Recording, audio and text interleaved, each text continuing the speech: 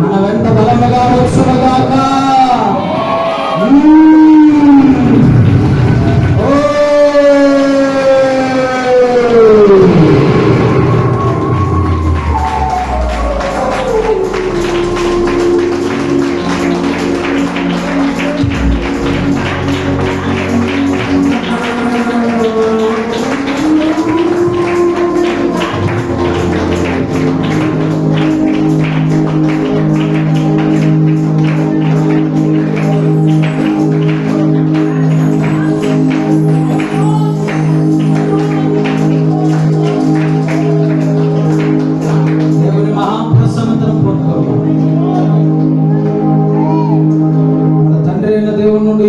యేసుక్రీస్తునందు కృపయు సమాధానం మీకు కలుగునుగాక. ఆమేన్. ఆమేన్. కూర్చుందాం పిల్లలు.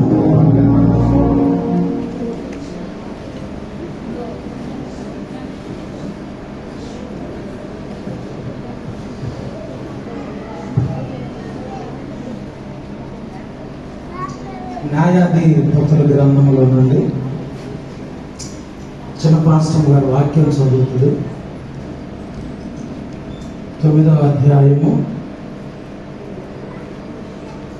8వ వచనం నుండి 15వ వచనం వరకు.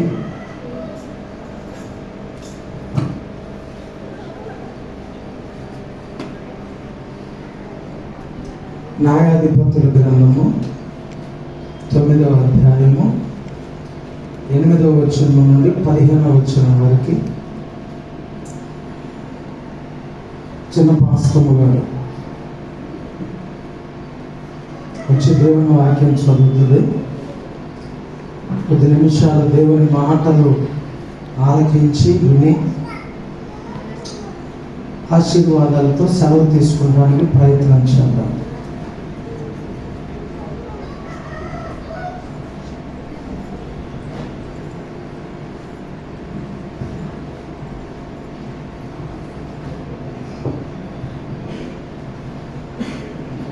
ఈ ప్రత్యేక దినం కొరకు ఏర్పాటు చేయబడినటువంటి పరిశుద్ధ లేఖన పాఠ్యభాగము న్యాయాధిపతుల గ్రంథము 9వ అధ్యాయము 8వ వచనం నుండి 15వ వచనం వరకు చదువుకునండి.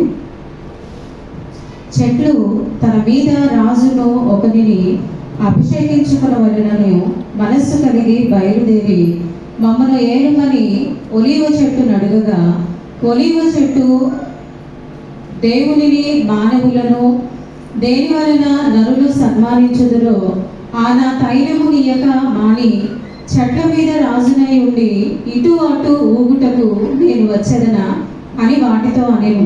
అప్పుడు చెట్లు, నీవు వచ్చి మమ్మను ఏలుమని అంజూరపు చెట్టును అడుగగా, అంజూరపు చెట్టు చెట్ల మీద రాజునై ఉండి ఇటు అటు ఊగుటకు నా మాధుర్యమును నా మంచి ఫలమును నేనీయక మానుదునా అని వాటితో అనెను.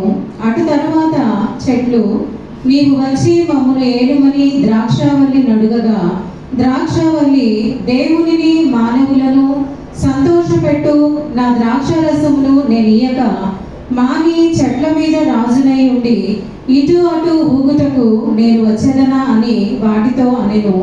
అప్పుడు చెట్లన్నీ, నీవు వచ్చి మమ్మను ఏలుమని ముళ్ళ పొద యొద్ద మనవి చేయగా, ముళ్ళ పొద, మీరు నిజముగా నన్ను మీ మీద రాజుగా నియమించుకొని గోరిన ఎడల రండి, నా నీడను ఆశ్రయించుడి, లేదా అగ్ని నాలో నుండి బయలుదేరి లెబానోను దేవదారు చెట్లను కాల్చివేయునని చెట్లతో చెప్పెను.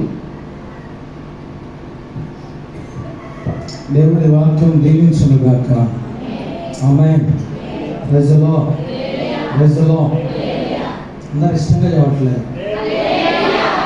ఎప్పుడు వెళ్ళిపోదామా, మాకు పెట్టేస్తే మేము వెళ్ళిపోదాం అన్నట్లు కూర్చున్నాం.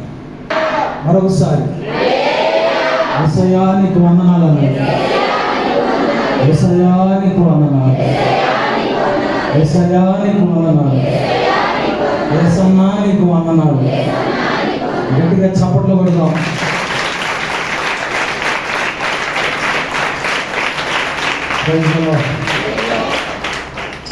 ఎప్పుడు ఇక్కడ కూటం జరిగిన వర్షం ఖచ్చితంగా పడుతుంది.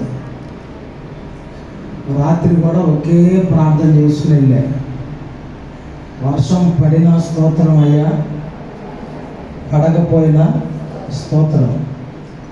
దాన్ని ఆపగలిగిన వ్యక్తులు ఎవరు లేరు. రాత్రి వెళ్ళిన దగ్గర నుండి కొండపోతగా భయంకరమైన ఉరుములు, అయినా దిగులు లేకుండా కొనుక్కున్నాను నేను. ఎందుకని ఏం దిగులు లేదు, ఎందుకంటే రాత్రి ఫిక్స్ అయిపోయా, వర్షం వచ్చినా స్తోత్రం, రాకపోయినా స్తోత్రం. దేవునికి మహిమ కలుగునుగా, దేవునికి స్తోత్రం కలుగునుగా. మంచి వాతావరణం ఇచ్చినప్పుడే అన్నీ ముగించుకుని చల్లగా వెళ్ళిపోతే అంత మంచిది. దేవునికి మహిమ కలుగునుగా. లోకా రాసిన సువార్తలో ఒక మంచి మాటను మీకు తెలియపరుస్తాను ప్రియులారా. లోకా రాసిన సువార్త 6వ అధ్యాయము 43వ వచనము చదువుదాం. మాథ్యూ చదవమ్మా, లేదా మైకేల్ అన్న ఆదుకుంటాడు.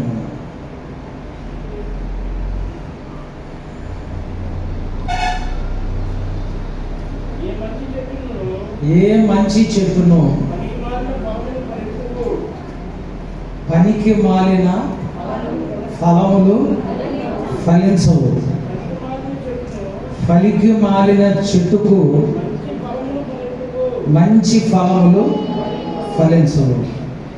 ఇక అందరు నా వైపు చూడండి. మంచి చెట్టుకి పనికి మాలిన ఫలాలు ఫలిస్తాయా? ఫలించవు. ఇలా ఎందుకంటే 70 రోజులు ఉపవాస ప్రార్థనలు పెట్టడం అనేది సంఘానికి మంచిదని దేవుడు తలంచాడు. 200 రోజులు ఉపవాసాలు చేయాలని అనుకున్నాను ఈ స్థలంలో. 200 ఉపవాసాలు చేయాలి ప్రభు అని అడిగినప్పుడు దేవుడు ఒక సలహా ఇచ్చాడు.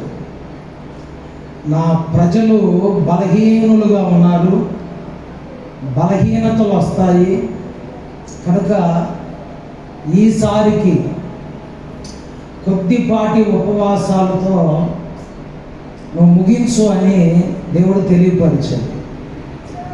జనరల్గా ఉపవాసపు ప్రార్థనలు అంటే 3 రోజులు, 5 రోజులు, 7 రోజులు, 40 రోజులు, 50 రోజులు ఎక్కువగా పెట్టుకుంటూ ఉంటారు ఉపవాసాలు. అయితే కొల్లూరు గ్రామానికి, షాలేము మందిరానికి దేవుడిచ్చిన ఒక గొప్ప ఘనత ఏంటంటే ఏకంగా సుదీర్ఘమైన ఉపవాసాలు. 70 దినాలు 70 చెట్లు ఈ స్థలంలో దేవుడు నాటాడు. ఆమేన్. ఒక చెట్టు కాదు, 2 చెట్లు కాదు, ఎన్ని చెట్లు? మంచి ఫలాలు. అంటే ఒక చెట్టు ఫలము తినాలంటేనే బోలెడు మంది తినచ్చు. అలాంటిది 70 చెట్లు ఫలాలు ఈ స్థలంలో నాటబడి ఉన్నాయి. ఈ 70 చెట్ల ఫలాలు అనుభవిస్తుంది కూడా కొంతమంది, కొద్దిమంది మాత్రమే అనుభవిస్తున్నారు. ఈరోజు ఆ ఆశీర్వాదము మీ అందరికీ కూడా దేవుడు అనుగ్రహిస్తున్నాడు. ఆమేన్. 70 రోజుల అనాయింటింగ్ ఈ స్థలంలో ఉంది. 70 రోజుల ఉపవాసపు శక్తి ఈ స్థలంలో ఉంది. దేవుని మహిమ కమ్ముకునుంది. దేవునికి స్తోత్రము కలుగునుగాక. యేసుక్రీస్తు చేసిన ప్రసంగంలో ఒక గ్రేట్ మెసేజ్ ఏంటంటే, ఏ మంచి చెట్టుకి చెడ్డ ఫలాలు ఉండవు. పుల్లరా, ఏ మంచి చెట్టుకి చెడ్డ ఫలాలు ఉండవు. ఏ చెడిపోయిన చెట్టుకి మంచి ఫలాలు ఎక్కడ కనబడవు. కనుక పుల్లరా, మంచి మంచి చెట్టుకి మంచి ఫలాలే ఉంటాయి. మంచిగా ఉపవాసం ఉన్న వాళ్ళకి మంచి ఆశీర్వాదాలు దేవుడు ఇస్తానని వాగ్దానం చేస్తున్నాడు. ప్రజలో దేవునికి మహిమ కలుగునుగాక, దేవునికి ఘనత కలుగునుగాక. ఉపవాసం ఉన్నప్పుడు మంచి జరగాలి. ఉపవాసం ఉన్నప్పుడు మంచి పనులు చేయాలి. దేవుడు మనకి మంచి పనులు చేయాలంటే మంచిగా మనం జీవించాలి, మంచిగా మనం బ్రతకాలి, మంచిగా మనం కొనసాగాలి, మంచి ఆశీర్వాదాలు పొందుకునే ఒక ఉన్నతమైన స్థితిని సంపాదించుకోవాలి. ప్రజలో మంచి చెట్లకి మంచి ఫలాలే కాస్తాయి. చెడిపోయిన చెట్లకి చెడ్డ ఫలాలే కాస్తాయి. కనుక మనకి మంచి ఫలాలు కావాలా, చెడ్డ ఫలాలు కావాలా ఈ రోజున అనేది చూస్తే పుల్లరా, దేవుడు మిమ్మల్ని మంచి జరిగే చోటకే తీసుకొచ్చాడు. ఆమేన్. దేవునికి స్తోత్రం కలుగునుగాక. మంచి మంచి కార్యాలు దేవుడు ఈ స్థలంలో చేశాడు. ఎన్నో వందల కుటుంబాలు మార్చబడ్డాయి ఈ స్థలంలో. క్యాన్సర్ రోగాలు కలిగిన వాళ్ళు బాగుపడ్డారు ఈ స్థలంలో. HIV రోగాలతో బాధపడే వాళ్ళు బాగుపడ్డారు ఈ స్థలంలో. కుటుంబాల్లో నెమ్మది లేక శాంతి లేక బాధపడుతున్న వారికి నెమ్మది శాంతి కలుగు చేశాడు ఈ స్థలంలో. ప్రజలో అంటే ఇక్కడ మంచి ఉందంటారా, చెడ్డ ఉందంటారా? యేసు ఏమంటాడంటే, నేను గొర్రెలకు మంచి కాపరిని. ఆమేన్. I am a good shepherd. నేను గొర్రెలకు మంచి కాపరిని. మంచి కాపరి గొర్రెల కొరకు తన ప్రాణమును పెట్టడానికైనా వెనకాడని మంచి యేసయ్య మనకున్నాడు. దేవునికి మహిమ కలుగునుగాక, దేవునికి స్తోత్రము కలుగునుగాక. మంచి చెట్లకు మంచి ఫలాలు దేవుడు ఇవ్వాలి. బోలెడు వేల మంది ఈ షాలేము మందిరములో బాగుపడిన ఆనవాళ్ళు ఉన్నాయి. ఆమేన్. ఈరోజు ఎంతమంది చర్చి నిండా నింపబడ్డారంటే ప్రతి ఒక్కరు ఈ స్థలంలో గొప్ప కార్యాలు పొందుకున్న వాళ్ళే. ఆమేన్. దేవునికి స్తోత్రము కలుగునుగాక. రెండు చేతులు మనసారా పై హల్లెలూయా అన్నారా, వెళ్ళిపోమంటున్నారా? ఏదన్నా కానీ టైంకే ప్రసంగం ముగిస్తాను నేను. ఆమేన్. మా తండ్రి గారిని దేవుడు పిలుచుకొని మంచి విత్తనం వేశాడని ఆశపడుతున్నాను. మా అమ్మగారు కానీ మా నాన్నగారు కానీ కన్నీటితో భారముతో దేవుని పిలుపు అందుకుని ఈ గ్రామానికి వాళ్ళు వచ్చారు. పుల్లారా వచ్చినప్పుడు అన్ని విధాలుగా దేవుడు మంచి చేస్తూనే వస్తున్నాడు. ఆమేన్. ప్రజలో ఈ చిన్న మందిరాన్ని ఈ స్థలమంతా స్ప్రెడ్ అయ్యేటట్టుగా చేశాడు దేవుడు. అంటే మంచి జరిగిందంటారా, చెడ్డ జరిగిందంటారా? ఆమేన్. కొంతమంది ప్రార్థన చేస్తే ఆ ప్రార్థనకి ఫలితం ఉండదు, ప్రత్యుత్తరం ఉండదు. నేను కూడా ఒకసారి ప్రార్థన పెట్టినప్పుడు 2-3 వచ్చేవాళ్ళు జనాలు. ఆ 2-3 చందా వేస్తే 3 రేళ్ళు 6 రూపాయలు వచ్చాయి. 6 రూపాయలు పెట్టుకుని బొచ్చార్జీ పెట్టుకుని వెళ్ళిపోయేవాడు నేను ఇంటికి.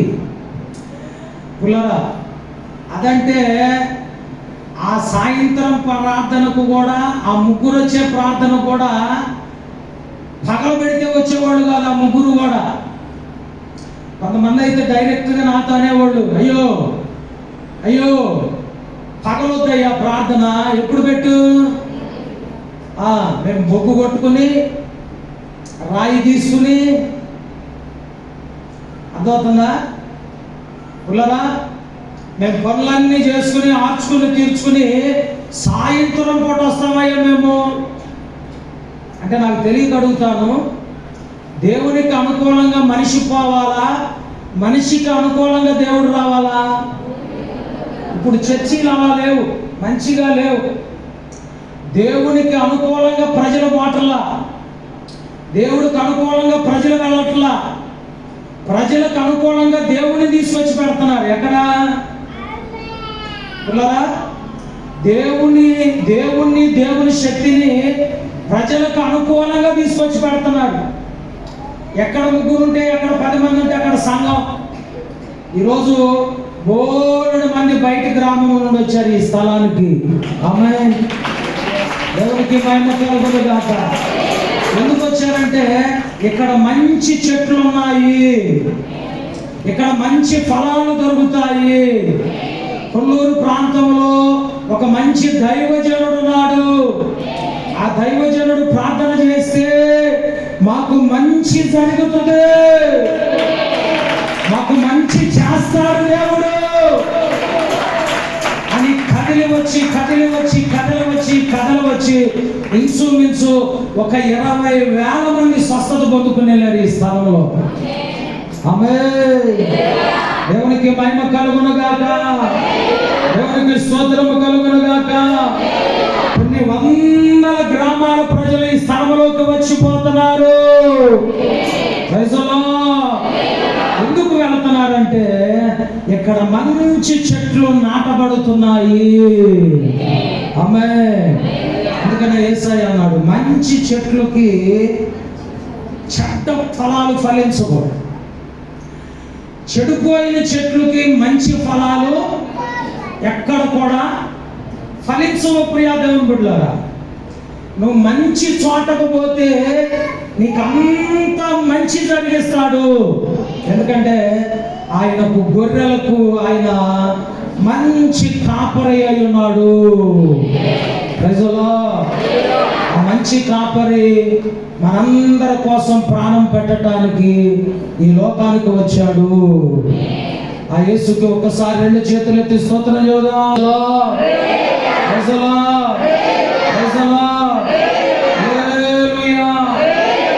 కొన్ని చెట్లన్నీ కలిసి కొన్ని విషయాలు నేర్చుకుని మనం వెళ్ళిపోదాం. ప్రియ దేవుని బిడ్డలారా, న్యాయాధిపతుల గ్రంథము 9వ అధ్యాయము 8వ వచనము చదివితే కొన్ని విషయాలు మనకు అర్థమవుతుంది. పిల్లలారా చూద్దాం ఒకసారి. శ్రీలేఖ చదవమ్మా. చెట్లు తమ మీద రాజునే ఒకరిని అభిషేకించుకొనవలెనని బయలుదేరి మమ్మును ఏలుమని ఎక్కడ పోయినాయి అంట? ఒలీవ చెట్టు దగ్గరికి వెళ్ళినాయి అంట. ఒలీవ చెట్టు దానికి చావు లేదు బైబిల్లో. కొండపోత వర్షం కురిసి అరారాతు పర్వతం అంత ఎత్తు నీళ్ళు వచ్చినా కూడా ఆ ఒలీవ చెట్టు చచ్చిపోలేదు. ఒలీవ చెట్టుకి బైబిల్లో చాలా ప్రత్యేకత ఉంది, ఒక స్పెషల్ విజన్ ఉంది. ప్రియా దేవుని బిడ్డలారా, ఒలీవ చెట్టు పిల్లరా, ఆ ఒలీవ చెట్టు ఒక ఉన్నతమైన ఒలీవ చెట్టుగా, సజీవము కలిగిన ఒలీవ చెట్టుగా ఉంది. ఒలీవ చెట్టుకి చావు లేదు, చచ్చిపోదది. అందుకని దావీదు అంటాడు, నేను దేవుని మందిరంలో పచ్చని ఒలీవ చెట్టు వలెనున్నాను. దేవునికి మహిమ కలుగును గాక. అంటే సజీవము కలిగిన వారముగా ఉండాలి దేవుని మందిరంలోకి. కొంతమంది మందిరంలోకి వస్తారండి, అసలు వాళ్ళు మందిరానికి ఎందుకు వస్తారో అర్థం కాదు. ఇంటికాడ ఎటు బాధలు ఉంటాయి, చచ్చిపోయేంత బాధలు ఉంటాయి. అదే బాధతో వచ్చి కూర్చుంటారు. ఎక్కడ? దేవుని మందిరంలో. దేవుని మందిరంలోకి వచ్చేటప్పుడు క్లీన్ హార్ట్తో రావాలి, అంటే శుభ్రపరుచుకున్న హృదయంతో రావాలి. ఎక్కడికి? దేవుని మందిరానికి. దేవుని మందిరానికి నువ్వు వచ్చినప్పుడు నీ హృదయంలో ఏ చెత్త చెదారం ఉండకూడదు, ఫ్రెష్గా రావాలి. దేవుని దగ్గరికి వచ్చి నీ బాధ అంతా ఎప్పుడైతే చెప్పుకోగలుగుతావో తప్పకుండా ఆ హృదయంతో చేసిన మనవుని దేవుడు ఆలకించబోతున్నాడు. ఆమేన్. శుద్ధి గలవారు ధన్యులు, వారు దెయ్యాన్ని చూచెదరు. నిజం చెప్పండి, దేవుడు కనపడతాడా దెయ్యం కనపడుతుందా? గుండె మీద చేసుకుని చెప్పండి. దేవుడు కనపడతాడా దెయ్యం కనపడతాడు? దేవుడు కనపడే వాళ్ళందరికీ ధన్యవాదములు. దెయ్యం కనపడే వాళ్ళకి కూడా నమస్కారమే. అర్థమవుతుందా? దెయ్యం కనపడకూడదు.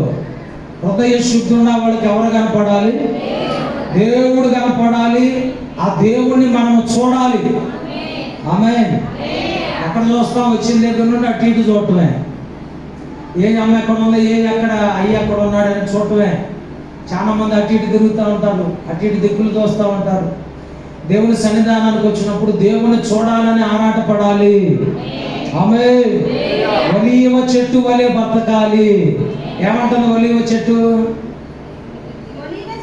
ఒలీవ చెట్టు దేవునిని మానవులను. చూసారా ఎంత చక్కని మాట్లాడుతుందో ఒలీవ చెట్టు? ఏమంటుంది? దేవునిని మానవులను. దేని వలన నరులను సన్మానించుదురో ఆ తైలమునియక నేను మాని చెట్ల మీద రాజునై ఉండి ఇటు అటు ఊగుటకు నేను వచ్చేదనా అని ఆ వచ్చిన చెట్లతో మాట్లాడుతుంది. ఏ చెట్టు? ఒలీవల చెట్టు. ఆమేన్. ప్రజలో నేను దేవునికి నూనె ఇస్తున్నాను. అమ్మా, నేను దేవునికి నూనె ఇస్తున్నాను, మానవులకి నూనె అందజేస్తున్నాను. ఇలాంటి మంచి హ్యాబిట్లో ఉన్న నన్ను మీ మీద రాజుగా ఉండటానికి నేను ఇష్టపడట్లేదు. అంటే నేను దేవునికి ఉపయోగపడాలి, నేను దేవునికి ఇష్టమైన పాత్రగా ఉండాలి, నేను మానవుల యొక్క దయ పొందుకోవాలి. లోకాసు రాసిన సువార్త 2వ అధ్యాయం 52వ వచనం. త్వరగా పుల్లరా. లోకాసు రాసిన సువార్త 2వ అధ్యాయం 52వ వచనం. యేసు జ్ఞానమందును వయసునందును దేవుని దయయందును. చూసారా? అండర్లైన్ చేసుకోండి. యేసు ఎలా ఎదిగాడంట? దేవుని దయ ఉంది, మనుషుల దయ ఉంది. ఇప్పుడు ఒలీవ చెట్టు ఏమంటుంది? దేవునికి నేను నూనెస్తున్నాను, మానవులకి నేను నూనెస్తున్నాను. ఇది ఇవ్వటం మానేసి నేను మీ మీద రాజుగా ఉండేదనా? నాకు ఇష్టం లేదు. మీ మీద రాజుగా ఉండటం నాకు ఇష్టం లేదని తేల్చి చెప్పేసింది. ఆమేన్. మనం కూడా ఏం చెప్పాలంటే, ఎన్ని పనులున్నా పక్కన పెట్టి నేను ప్రార్థనకు పోతున్నానని చెప్పాలి. ఆమేన్.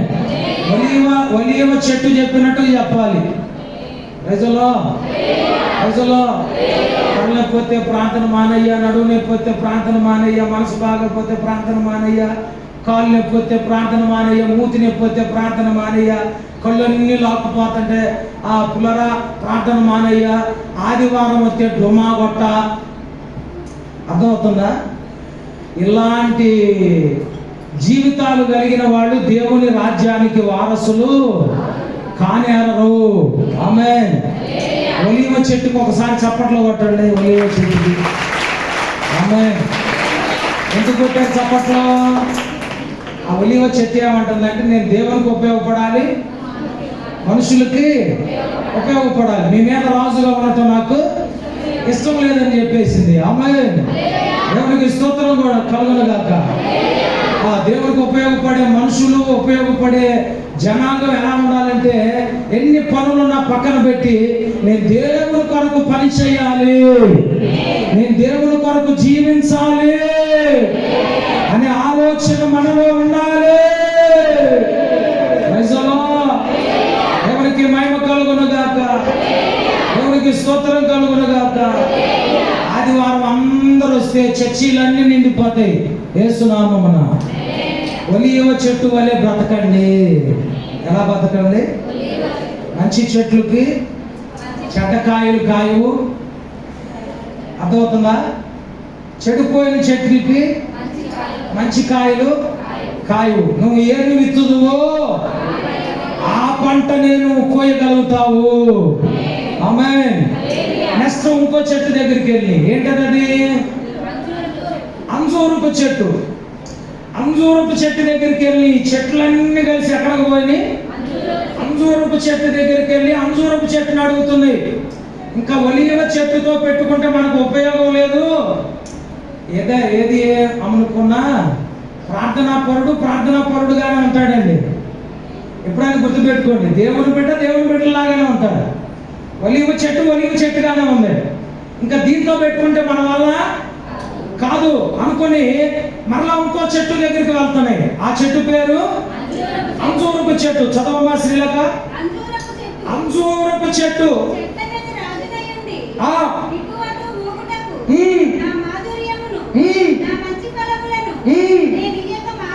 నేను ఇయ్యక మానుదునా?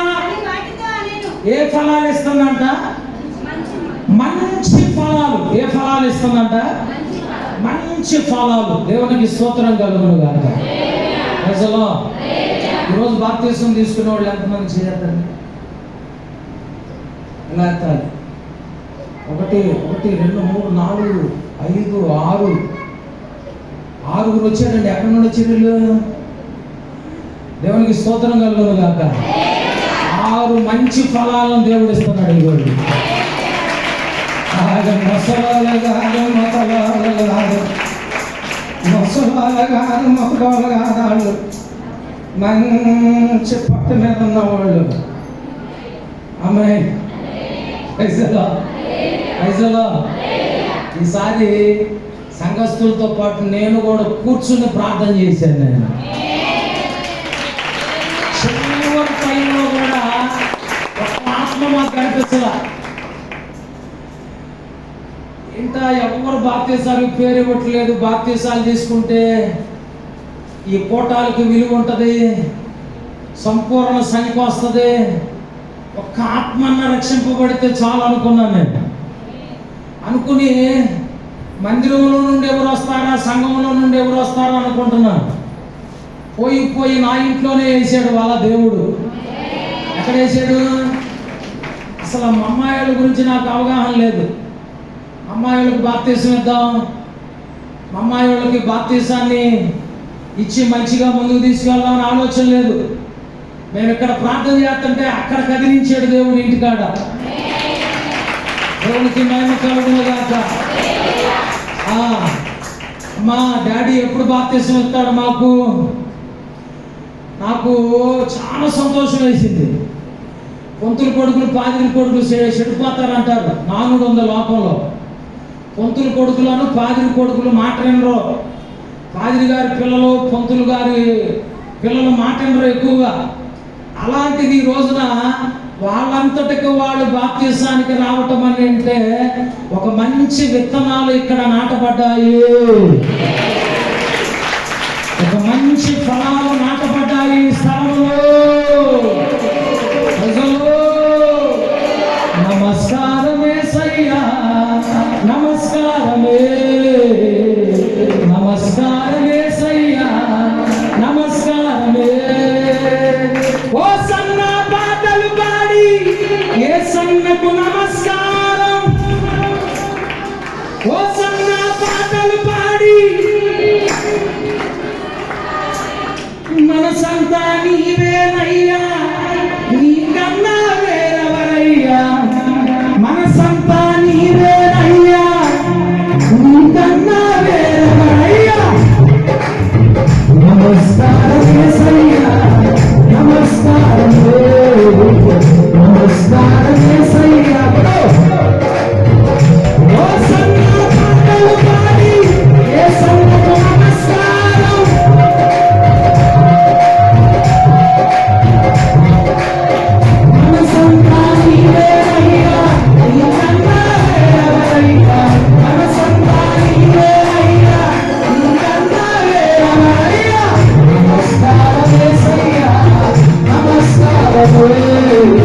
నమస్కారమే సయ్యా, నమస్కారమే.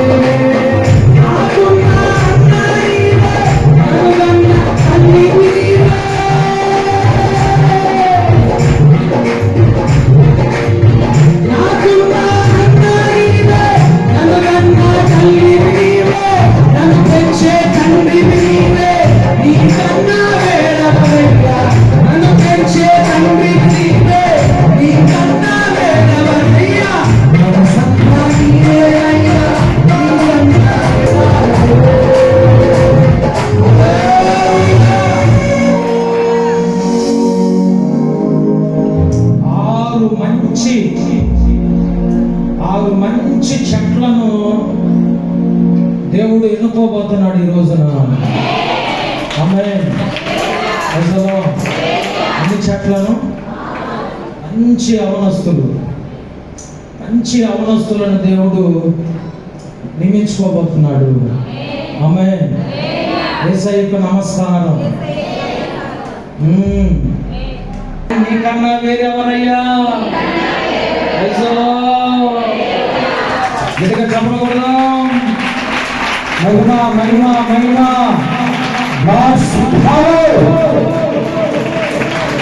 ఆరు మంచి చెట్ల మీదకు 70 రోజుల అభిషేకం దిగవచ్చును గాక.